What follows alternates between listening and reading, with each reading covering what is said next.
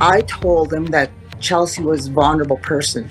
Tonight, the mother of Chelsea Poorman responds to the news of the Police Complaints Commission investigating Vancouver police officers for neglect of duty. We just want to make sure that those things are looked after in a sustainable way.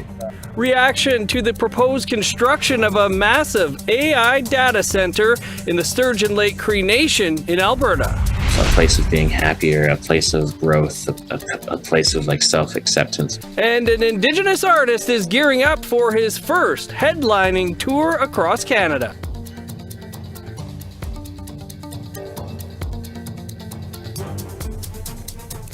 Good evening, I'm Dennis Ward. Welcome to APTN National News. We begin in British Columbia, where the Office of the Police Complaints Commission is investigating Vancouver police officers for neglect of duty in the case of a missing Indigenous woman who was later found deceased. APTN's Tina House has the story. It was in early September of 2020 that Chelsea Poorman and her sister Paige decided to go out for a few drinks in Vancouver. Chelsea had just moved to the city to join her sister and their mother from Saskatchewan a few weeks earlier and didn't know anyone else in Vancouver. That night, the sisters became separated on Granville Street and Chelsea went missing. Family and advocates spent hours searching for her, putting up posters, and her mother, Sheila, filed a missing persons report with Vancouver police. But Sheila says they did not treat her daughter's disappearance seriously at first. The way that the police officers didn't do a diligent job investigating at first, like the things that they were missing, the way that they treated me and my daughters. Like they didn't do a news press release right away. They didn't put Chelsea's picture up on the missing persons report. The fact that they didn't accept the fact that I told them that Chelsea was a vulnerable person. Poorman also says police did not request to view surveillance videos from surrounding businesses where Chelsea was last seen for weeks, and when they finally did, the videos had been erased or recorded over. She claims it also took the police 11 days to finally put up her picture and 3 months for them to accept Chelsea was a vulnerable person, and then they finally got the homicide unit involved. Sheila filed a complaint with the Office of Police Complaints Commission in 2021. Andrea Spindler is the Deputy Commissioner for the OPCC. To ensure that there was an arm's length investigation into the matter. At this point in time, New Westminster Police have been tasked with carrying out in this investigation. Our office has been providing civilian oversight of that investigation. And in addition, the OPCC determined that it was in the public interest to appoint a retired judge to review the investigation once it has been completed. Spindler says if the officers involved are found to have neglected their duty, they could be given various penalties, such as suspension without pay, retraining, and potentially being fired. Criminal charges could also be recommended against officers in some cases. In May of 2022, Chelsea Poorman's body was found at the back of this abandoned mansion in an affluent neighborhood on Vancouver's west side. The property has since been put up for sale. Vancouver police have ruled her death not suspicious, but have kept her case open. Her mother says she doesn't agree with that and says her daughter's disappearance and death is highly suspicious. She says Chelsea was disabled. She walked with a limp and could not extend her arm fully due to a car accident.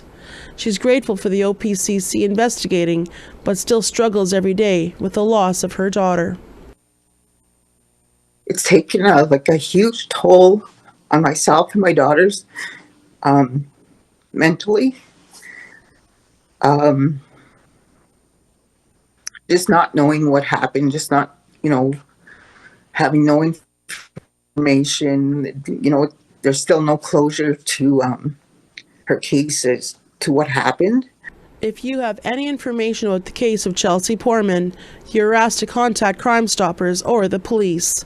Tina House, APTN National News, Vancouver. To Saskatchewan now, where 2 people will be sentenced tomorrow for their role in the homicide of Megan Gallagher. Gallagher went missing from Saskatoon in 2020.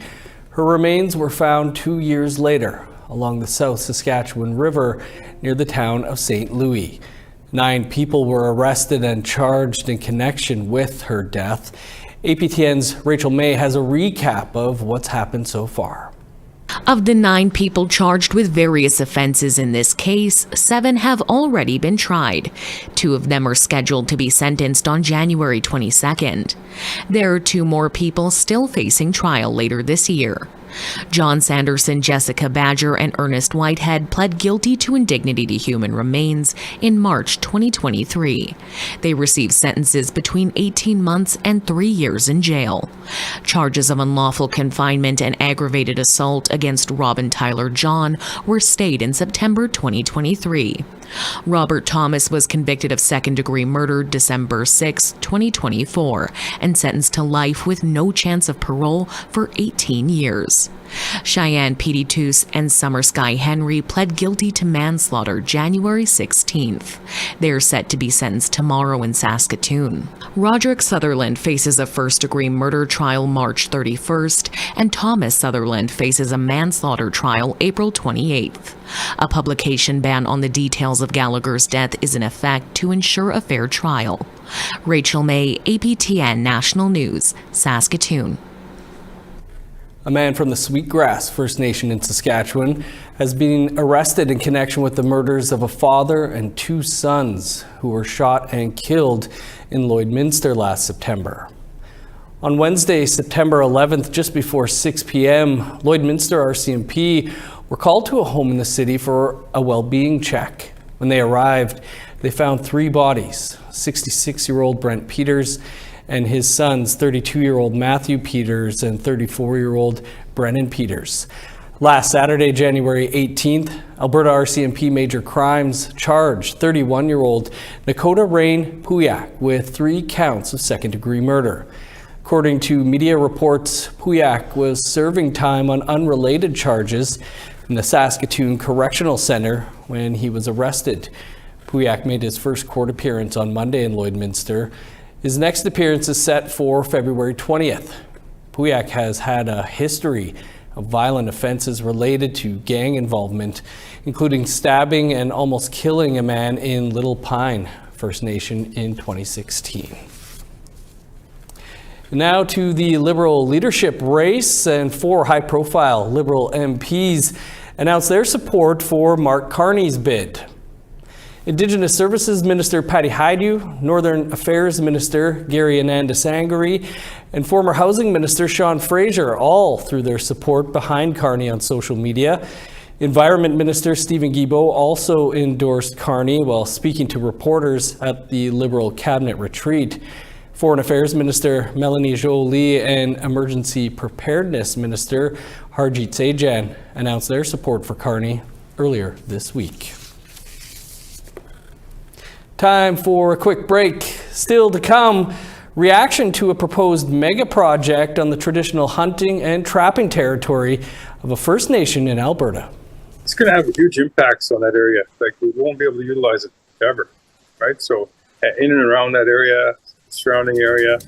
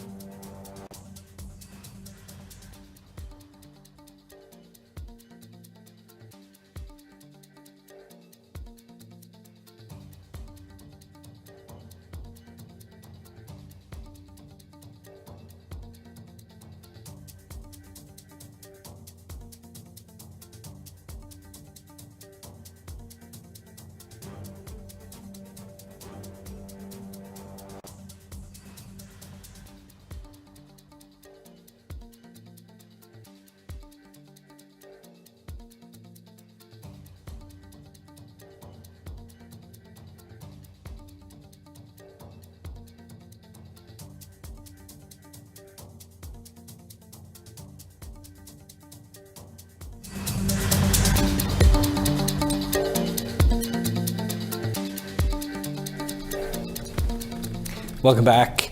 On Monday, APTN reported that the Sturgeon Lake Cree Nation in Alberta is unhappy over not being consulted on the proposed construction of a massive AI data center on their territory. APTN's Chris Stewart spoke with Chief Sheldon Sunshine about the concerns he has with the proposed megaproject. There's a valley where technology and nature will come together in perfect harmony. Where the future will pulse. Wealthy businessman Kevin O'Leary's proposed AI data center would, according to their website, provide highly skilled jobs and bolster tax revenue. Wonder Valley would use natural gas and geothermal power to operate a 7.5 gigawatt AI data center. Running AI servers requires a lot of power and land, thousands of acres of land. But Chief Sheldon Sunshine from the Sturgeon Lake Cree Nation, 370 kilometers northwest of Edmonton, says the site of Wonder Valley is in their hunting territory that is still used today, and they were not consulted until late in the process. And I think that consultation process is failing our people. You know, we're contacted pretty much after things are all planned out and then steps are taken, and yet they come to us to minimize the impacts. You know, the impacts, we should be in discussion early on, especially with a project of this magnitude. Chief Sunshine says their hunting and trapping will be impacted, and the amount of water needed for a project of this size, with 58 buildings, would be huge. A water source they use. It's going to have huge impacts on that area. Like, we won't be able to utilize it ever, right? So in and around that area, surrounding area, you know, when we hear some of these, the amount of resources that they're talking about taking up, you know, that's going to have significant impacts on my community. You know, that water, it's one of the source waters in our area. So, you know, it's, you know, deep concern.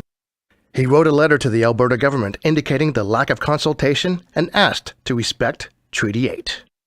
We just want to make sure that those things are looked after in a sustainable way. You know, we've been here for millennia, and we're not going anywhere. We're going to be here. We're going to be living off the land. Hopefully, you know, the cumulative impacts that we've had on our territory are fairly significant, and this is going to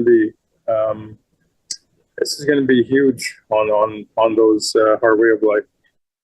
The Municipal District of Greenview told APTN in an email that they have consulted the First Nation and have followed all regulatory processes from the province. The office of Richard Feehan, the province's Minister of Indigenous Relations, and Kevin O'Leary Ventures have not responded to APTN's request for comment. Chief Sunshine says they are considering legal action. Chris Stewart, APTN National News, Edmonton. The Toronto Police Department announced today it has made the biggest cocaine bust in the city's history. In front of me is the culmination of incredible police work and teamwork that resulted in the largest seizure of cocaine in the history of the Toronto Police Service. The seizure of full 835 kilograms is estimated to have a street value of $83 million. Dubbed Project Castillo, the investigation into drug importation from the United States into Canada also involved York Regional Police, the Canada Border Services Agency, and the RCMP Windsor Border Integrity Unit. Canada is sticking to its promise of increasing border security after U.S. President Donald Trump said his 25% trade tariffs on Canadian goods could kick in on February 1st. The RCMP says they will be patrolling the North Dakota and Manitoba border with a Black Hawk helicopter beginning Sunday. They'll be looking for people illegally entering Canada or the U.S.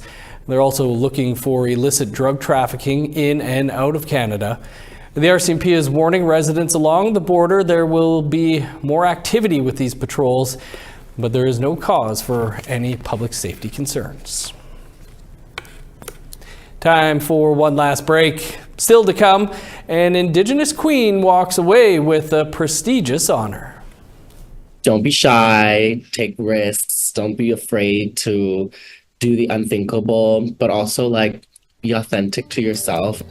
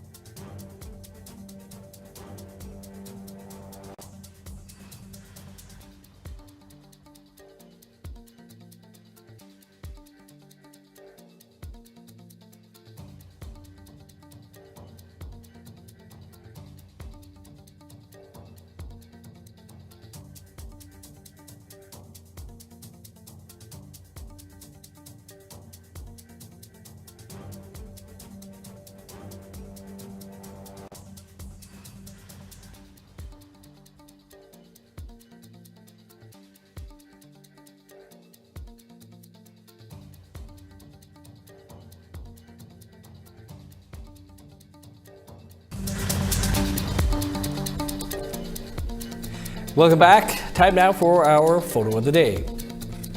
This from Brandon, Manitoba. Gina Francis shared a great photo of some sundogs during a clear, sunny sky.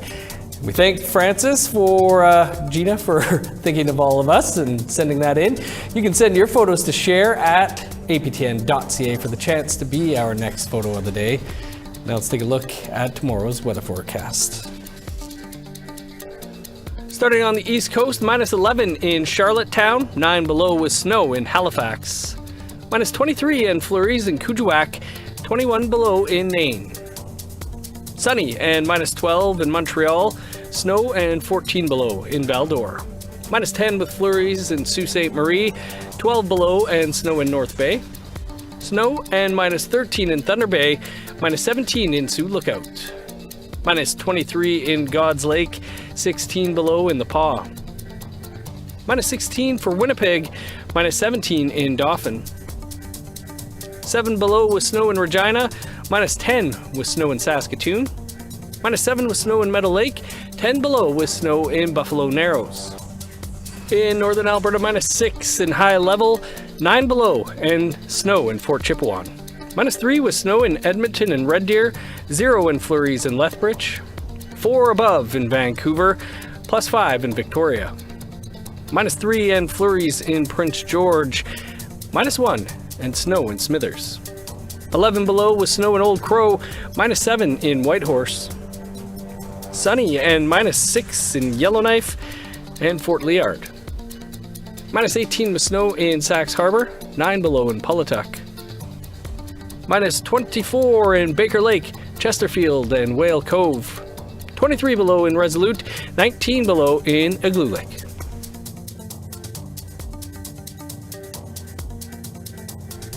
An artist from the Sandy Lake First Nation in Ontario is gearing up for an Eastern Canada tour.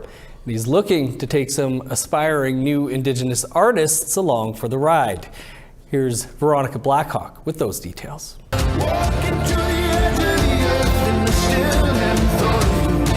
Just 2 weeks ago, Asenabe released his new single, Edge of the Earth. The Sandy Lake First Nation member has gone global, playing stages in Germany, the UK, and most recently, Australia, where he spoke with APTN News. We played the show in Tasmania, which was known before, known as Lutruwita. Ishkade Records discovered the Ojibwe artist in 2020, the first female Indigenous-owned record label in Canada. Now 5 years later, he's gearing up for his first headlining tour at home.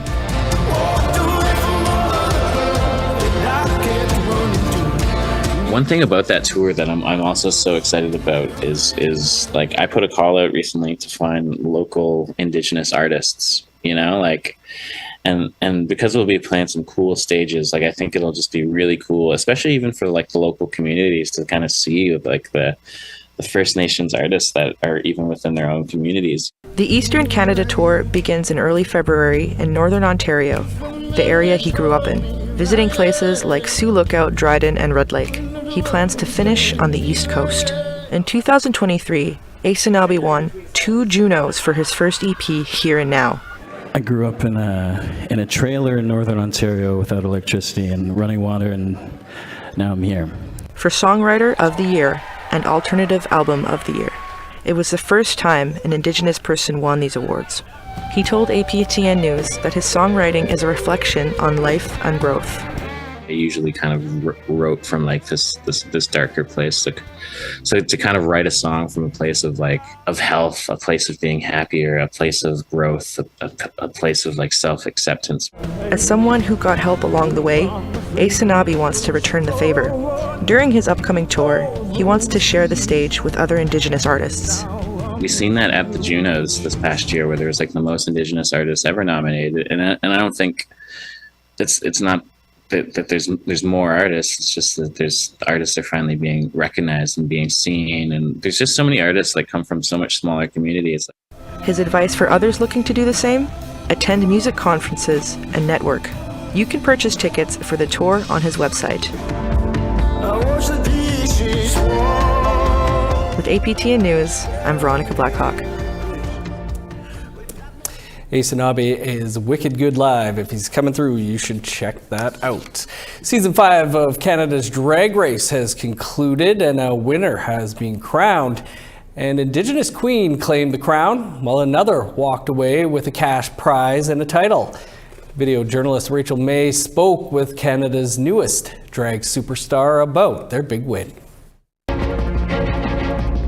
The winner of Canada's Drag Race Season 5 is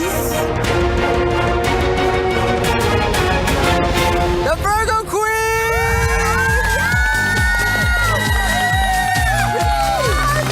Oh my God, After defeating 11 other drag performers, Afro-Indigenous drag superstar the Virgo Queen won Season 5 of Canada's Drag Race. Along with the title of Canada's Next Drag Superstar, Virgo claimed a grand prize of $100,000. Virgo's Indigenous heritage is Mi'kmaq from Nova Scotia. For Virgo, winning is not only a personal victory, but also a chance to represent the Afro-Indigenous community on the main stage. It's a huge honor for sure. Like, I'm really privileged to be able to carry the crown for my community, and I just hope that I can make people proud, and honestly, I'm just thankful to be able to be an inspiration, hopefully. Virgo hopes that their win can inspire others to take the leap toward their dreams. Don't be shy, take risks, don't be afraid to do the unthinkable, but also be authentic to yourself, and that's going to always work in your favor. The final challenge competitors had to face in Canada's Drag Race was to write and record an original debut single. Since winning the competition, Virgo is excited to record more music as well as go on tour. Another Indigenous queen claimed a prestigious title during the finale. All right, the winner of Season 5's Miss Congeniality is Jaylene Todd! Jaylene Time from Zagami and Anishinaabe in Saskatchewan won the title of Miss Congeniality. I just want to say thank you so much for this opportunity to be part of such a stellar cast of humans. It's really important to make sure we create these stages where people can feel free to express themselves. That's our power. While accepting her award on stage, she wore a dress that honored Every Child Matters. Along with the title of Miss Congeniality, Jaylene took home $10,000. Rachel May, APTN National News, Saskatoon. Good stuff. Congrats. Well, coming up here right after the news, we sit down with singer-songwriter Jade Turner on an all-new episode of Face to Face. She took home Song of the Year at the recent Manitoba Country Music Awards, an award she also won in 2023. Turner says she's been writing songs since she was a little girl. I used to move quite a bit with my mom, and I lived on many reserves in northern Manitoba. I think I moved 15 times, maybe more by the time I was in grade 9. Wow. So for me, songwriting music was always there for me, and it was kind of the only thing I could lean on some of the times too. I was, always the new girl, so always getting bullied and stuff too, right? So I remember specifically one of the communities I was in, I went and sat literally in the bush. I ran there instead of going on the bus to school because I didn't want to go to school there anymore. And I did that for a whole week before the school phoned my mom and told on me. Oh, no. But I literally wrote songs all day. And you can watch our entire interview with Jade in less than 2 minutes' time. She also performs her latest single, Marion, for us here in studio. That's coming up on Face to Face right here next. That's all the time we have for your APTN National News for this Tuesday. For news anytime, you can visit our website, aptnnews.ca. And Creason will be here tomorrow at 1 p.m. Eastern Time with the first look at the day's news. I'm Dennis Ward. Marcy Miigwech, thanks for being with us. Have a great night.